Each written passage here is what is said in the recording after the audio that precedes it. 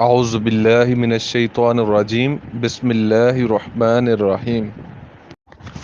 آج کی حدیث، اللہ سے ہمیشہ اچھی امید رکھنا۔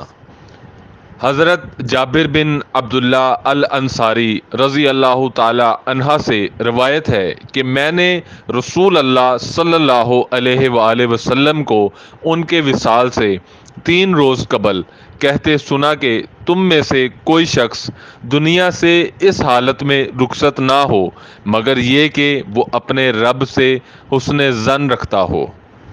حدیث قدسی میں بیان ہوا ہے کہ اللہ تعالیٰ فرماتا ہے کہ میں اپنے بندوں کے ساتھ ویسا ہی معاملہ کرتا ہوں جیسا وہ مجھ سے گمان رکھتا ہے۔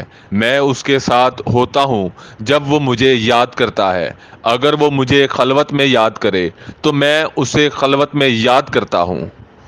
حدیث قدسی میں بیان ہوا ہے کہ اللہ تعالیٰ فرماتا ہے جلوت میں یاد کرے تو میں اس سے بہتر مجلس میں اس کا ذکر کرتا ہوں۔ وہ میری جانب ایک بالشت آگے بڑھے تو میں 1 گز بڑھتا ہوں۔ وہ میرے پاس چل کر آئے تو میں دوڑ کر اس کی جانب جاتا ہوں۔ اللہ اس شخص کو خوش رکھے جس نے میری حدیث کو سن کر یاد رکھا اور اسے دوسروں تک پہنچایا۔